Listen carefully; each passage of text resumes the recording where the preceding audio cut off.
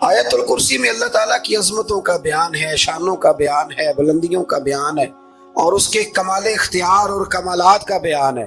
اور یہ وہ خوبصورت آیت کریمہ ہے آیت الکرسی۔ یہ حدیث آپ نے آج رٹ لینی ہے، یہ رٹ لینی ہے آپ نے حدیث، اور اتنی پکی رٹنی ہے کہ میرا مشورہ ہے کہ بچوں کے کانوں میں بھی بتانی ہے کہ یہ کام بھولنا نہیں۔ نبی پاک علیہ السلام نے فرمایا جو ہر فرض نماز کے بعد آیت الکرسی پڑھے گا نا، وہ مرنے سے پہلے پہلے جنت میں اپنا مقام دیکھ لے۔ اب اس سے بڑی فضیلت کیا ہوگی کہ مرنے سے پہلے پہلے۔ امام سیوطی علیہ الرحمہ نے اس حدیث کو نقل فرمایا۔ اللہ کریم نے نا آیت الکرسی کے فوراً بعد ارشاد فرمایا لا اکراہ فی الدین، اس دین میں سختی کوئی نہیں۔ تو یا اللہ پھر کیا ہے؟ وہ جو کافر بڑا اعتراض کرتے ہیں نا کہ دین تلوار سے پھیلا ہے، تو دین ان لوگوں نے فوجوں کے ذریعے پھیلایا ہے۔ تو اللہ تبارک و تعالیٰ نے تیسرے پارے کی آیت نمبر 256 میں وضاحت فرما دی کہ دین میں کوئی جبر نہیں ہے۔ ہاں ہم نے صورتحال واضح کر دی ہے، حق بیان کر دیا ہے۔ اب جو بندہ انکار کرے گا اس حق کا وہ شیطان کے ساتھ ہے، اور جو ایمان لے آئے گا تو پھر اس نے ایک مضبوط چیز کو پکڑ لیا ہے، اور اس مضبوط چیز کو پکڑا ہے جس نے کبھی کھلنا نہیں ہے۔ فرمایا دین میں کوئی جبر نہیں، سختی نہیں، لیکن نا دل اللہ کے کنٹرول میں ہے نا سارے، تو اللہ اگر چاہے تو سارے کافروں سے کلمہ پڑھوا دے، لیکن رب فرماتا ہے میں تمہیں حق بتاؤں گا، مان لو گے تو جنت ہے، نہ مانو گے تو جہنم ہے۔ اس لیے جبر والی بات کوئی نہیں۔ آگے اللہ تعالیٰ نے نا اسی پارے میں ارشاد فرمایا کہ اے محبوب علم تری الی الذی حاج ابراہیم فی ربہ، یہ بھی ایک انوکھی فطرت ہے انسان کی جس کو اللہ تعالیٰ نے اس پارے میں بیان فرمایا۔ محبوب آپ نے اس شخص کی طرف نہیں دیکھا جو حضرت ابراہیم سے جھگڑا کر رہا تھا ان کے رب کے بارے میں؟ جھگڑا کیوں کر رہا تھا؟ ان آتاہ اللہ الملک، کیونکہ اللہ نے اسے ملک عطا فرمایا، اللہ نے بادشاہی دیا، تو وہ اللہ کے معاملے میں جھگڑے کرنے لگ گیا۔ وہ کہتے ہیں میں ہی رب ہوں۔ تو حضرت ابراہیم علیہ السلام نے فرمایا میرا رب تو وہ ہے جو زندہ کرتا اور مارتا ہے۔ تو بیوقوف نے دلیل کیا دی؟ نمرود کہنے لگا میں رب ہوں، تو فرمایا میرا رب وہ ہے جو زندہ کرتا اور مارتا ہے، تو کہتا میں بھی زندہ کرتا ہوں مارتا ہوں، دلیل کیا ہے؟ ایک سزائے موت کا قیدی منگایا، اور حضرت ابراہیم علیہ السلام کے سامنے کہنے لگا بھی تمہاری سزا کیا تھی؟ وہ کہنے لگا کل پرسوں پھانسی ہونے والی تھی۔ کہنے لگا جاؤ تم آزاد ہو۔ کہنے لگا دیکھ لو میں نے زندگی دے دی نا، حالانکہ یہ پرسوں مر جاتا، اور ایک بے گناہ کو پکڑا، تلوار ماری اور قتل کر دیا۔ کہنے لگا دیکھو میں بھی تو زندگی اور موت دیتا ہوں۔ اب حضرت ابراہیم اس کی اس دلیل پر اعتراض کر سکتے تھے، آپ نے خاص غور کرنا ہے بات پہ، اعتراض کر سکتے کہ تو پاگل ہے، زندگی تو یہ ہے نا کہ جس کو تلوار سے مارا اسے اٹھا کے دکھا، یہ اعتراض ہو سکتا تھا۔ لیکن جب کوئی بیوقوف جیسی دلیل دے نا، تو علم مناظرہ کا اصول یہ ہے کہ پھر اسے اس کی زبان میں جواب دیا جاتا ہے، پھر اس کو یہ نہیں آپ کہیں گے کہ یہ تو نے کیا کیا۔ اب جس طرح کا منہ ہوگا تھپڑ بھی، یہ بزرگوں کی مثالیں ہیں نا، تو اس نے کہا جی دیکھو میں نے بھی بندہ ایک زندہ کر دیا، ایک مار دیا ہے۔ اب یہ اس کی بیوقوفوں جیسی دلیل تھی، لیکن چونکہ بندہ ہی بیوقوف تھا تو اس کی اس کو سمجھ نہیں آنی تھی، تو حضرت ابراہیم نے دلیل بدل لی، اور آپ فرمانے لگے چلو پھر اگر یہی بات ہے تو میرا رب وہ ہے جو سورج کو مشرق سے نکالتا ہے اور مغرب میں غروب کرتا ہے۔ تو اگر رب ہے نا تو اس طرح کر فاتی بہا من المغرب، تو اسے مغرب سے نکال۔ چل یہ تو نے زندہ مردہ کر کے دکھا دیا نا، تو مغرب سے نکال۔ فبہت الذی کفر، تو کافر پریشان ہو گیا، اس لیے کہ وہاں سے نکال سکتا نہیں تھا۔ تو جب آپ کسی سے گفتگو کرتے ہیں نا تو الجھے نہیں، بات ایسی کریں جس کا کوئی جواب موجود نہ ہو۔ یہاں مفسرین نے ایک بڑی شاندار بات لکھی ہے۔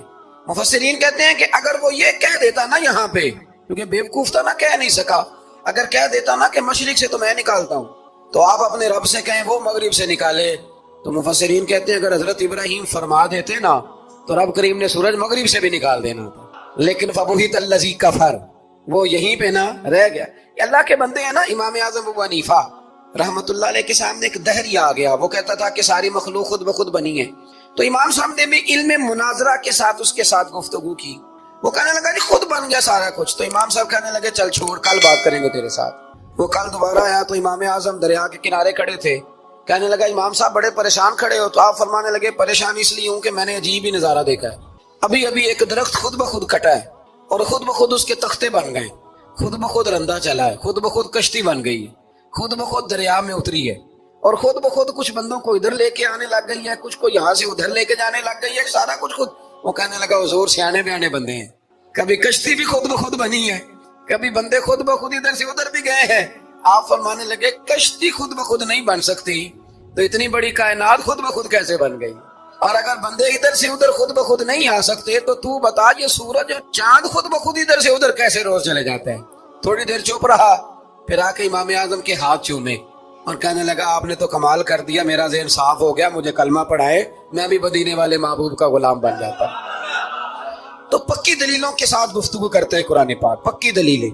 یہ آیت سبق یہ دیتی ہے کہ آپ کسی سے بات کریں تو اب چونکہ سپارہ لمبا ہے بات رہ نہ جائے، پر یہ مضمون اتنا شاندار ہے کہ میرا یہاں رکنے کو دل کرتا ہے.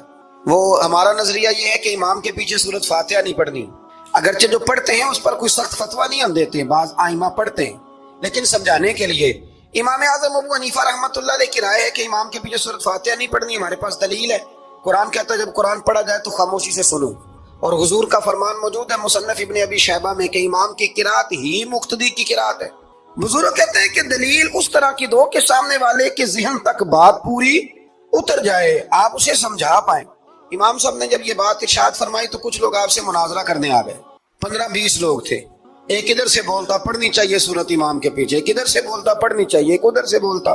تو امام اعظم ابو حنیفہ فرمانے لگے تم سارے پڑھے لکھے لوگ ہو، یہ گفتگو کا طریقہ ہے؟ اس طرح بات کرتے ہیں کسی کے سامنے؟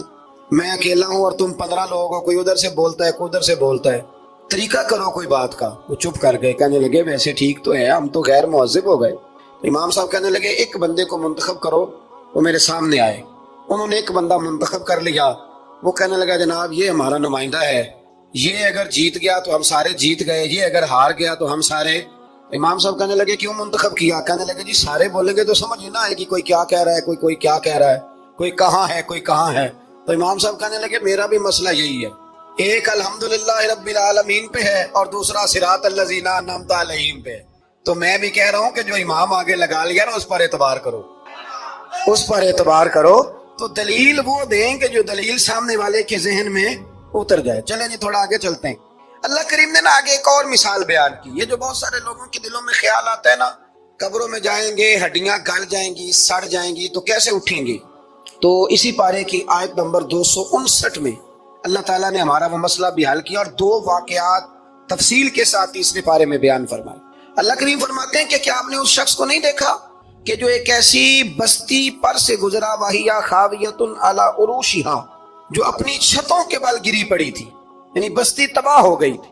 وہ آدمی وہاں سے گزرا، وہ حضرت عزیر علیہ السلام تھے.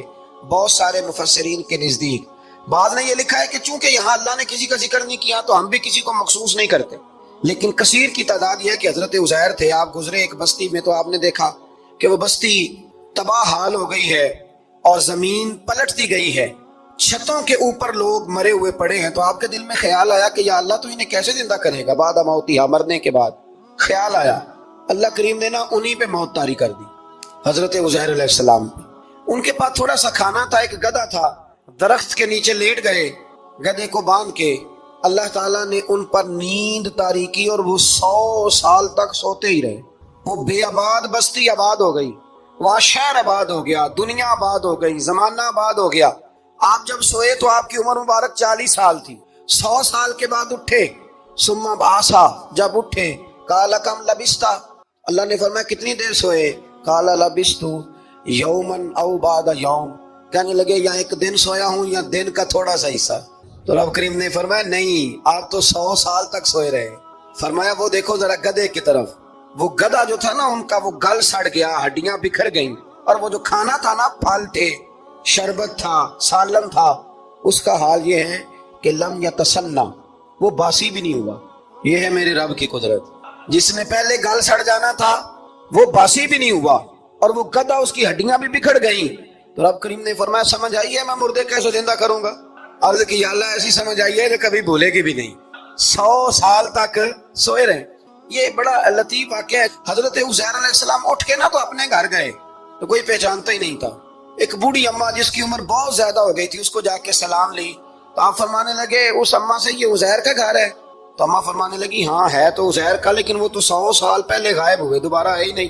آپ فرمانے لگے اماں میں ہوں عزیر. اماں کہنے لگی کہ عزیر کی تو ہر دعا قبول ہوتی تھی، اگر آپ عزیر ہیں نا تو دعا کریں، میری ٹانگیں جواب دے گئی ہیں، آنکھوں سے نظر نہیں آتا، آپ دعا کریں، اگر آپ واقعی عزیر ہیں تو اللہ مجھے شفا دے دے گا. تو حضرت عزیر نے دعا کی تو رب نے انہیں شفا دے دی. حضرت عزیر کی عمر اس وقت بھی 40 سال تھی. حضرت عزیر کی عمر جب گئے تب بھی واپس آئے تو، اور حضرت عزیر کا بیٹا ان سے ملا تو اس کی عمر 118 سال تھی. پوتے بھی بوڑھے تھے. لوگوں نے حضرت عزیر علیہ السلام سے کہا یہ کیا ہے؟ فرمانے لگے یہ میرے اللہ کی قدرت ہے، یہ میرے رب کی قدرت ہے. آج بھی آپ دیکھ لیں کہ کچھ لوگوں کے بال ساری زندگی سفید نہیں ہوتے، اور کچھ 17 سال کے 16 سال کے نوجوان ہیں تو سارا سر ان کا سفید ہو جاتا ہے. علامات وہ آ جاتی ہیں جو بوڑھوں میں ہوتی ہیں. اللہ تبارک و تعالیٰ نے فرمایا کہ یہ ہماری قدرت ہے. اس طرح کر کے ہم مردوں کو زندہ کریں گے. جب مومن قبروں سے اٹھیں گے نا، مومن آنکھ کھلے گی تو کہیں گے سویرا ہو گیا، جیسے ابھی سوئے تھے نا، کہیں گے دن چڑھ گئے. تو اللہ فرمائے کہ ہاں دن بھی چڑھ گیا ہے، اور رب رسول کے دیدار کا نظارہ بھی تمہیں دیا جائے گا. اٹھو، بڑی شاندار صبح ہوئی ہے. اور کافر جب اٹھے گا تو کہے گا اوہو اب میرے لیے کیا نئی سزا ہے. تو اس سے بالکل آگے متصل حضرت ابراہیم علیہ السلام کا وہ واقعہ اسی پارے میں ذکر کیا گیا ہے. جب حضرت ابراہیم علیہ السلام نے کہا تھا کہ اے اللہ مجھے دکھا تو مردے کیسے زندہ کرے گا، تو رب کریم نے فرمایا یقین نہیں. عرض کی یا اللہ اطمینان قلبی کے لیے ایک علم الیقین ہوتا ہے، ایک عین الیقین ہوتا ہے، ایک حق الیقین ہوتا ہے. کہ یا اللہ میں اطمینان قلبی کے لیے. تو اللہ نے فرمایا 4 پرندے لے لو. حضرت ابراہیم علیہ السلام نے 4 پرندے لیے. اس نے لکھا ہے کوا تھا، مور تھا، مرغی تھی، کبوتر تھا، مختلف نام آئے. وہ 4 پرندے لیے، پھر ان کو ذبح کیا، پھر ان کا قیمہ بنایا، پھر گوشت ایک دوسرے میں مکس کیا، پھر 4 مختلف پہاڑیوں پہ رکھا. اللہ نے فرمایا مکس ہو گیا نا آپس میں، اب تم آواز دو. حضرت ابراہیم نے آواز دی اور رب نے زندگی دی. اور وہ پرندے اپنی ٹانگوں پر چلتے ہوئے حضرت ابراہیم کے پاس آ کے کھڑے ہوئے. تو فرمایا ابراہیم جس طرح ان کو زندہ کیا نا، اسی طرح پھر قبروں سے میں ہڈیاں بھی زندہ کر کے نکال دوں. میں ایک فلسفی کو پڑھ رہا تھا. یہ ہمارے جدید دور کے فلسفی بڑے عجیب باتیں کرتے ہیں. وہ کہتے ہیں جی ہوا ایسی چلتی ہے کہ انسان قبر میں ہوتا ہے تو ہڈیاں گل سڑ جاتی ہیں تو کوئی بھی نہیں بچتا.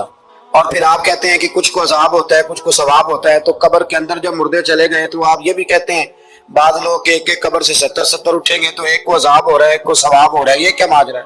ہمارے بزرگوں نے جواب دیا ہے. ہمارے بزرگوں نے یہ جواب دیا ہے کہ یہ ہوائیں، یہ فضائیں، یہ ساری اللہ کی قدرت ہے.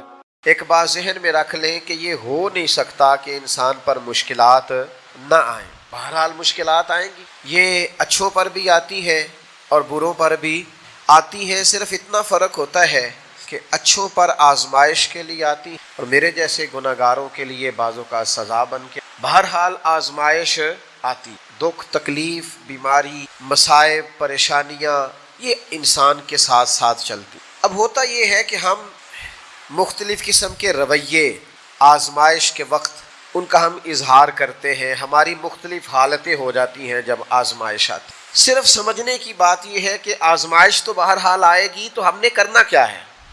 اب بہت سارے لوگ ان کو پتہ ہوتا ہے کہ گرمی کا موسم آ رہا ہے تو اس سے پہلے وہ کیا کرتے ہیں، جن کے پاس سہولیات ہوتی ہے وہ اپنا اے سی ٹھیک کرا لیتے ہیں، اس کی ریپیرنگ کا کوئی کام کرنا ہو کرا لیتے ہیں، جن کو وہ میسر نہ ہو وہ پنکھوں کو صاف کر لیتے ہیں. کچھ لوگ سمجھتے ہیں کہ میرے پاس لباس سارا موٹا ہے تو میں باریک موسم کے مطابق لباس خرید لوں، بنوا لوں. سردی کا موسم آتا ہے تو ہم نے دیہاتوں میں دیکھا تھا کہ ہماری مائیں پرانی رضائیاں بھی نئے سرے سے تیار کرا لیتی، ان کی تیاری کرا لی جاتی. تو پتہ ہوتا ہے کہ یہ موسم بہرحال آنا ہے.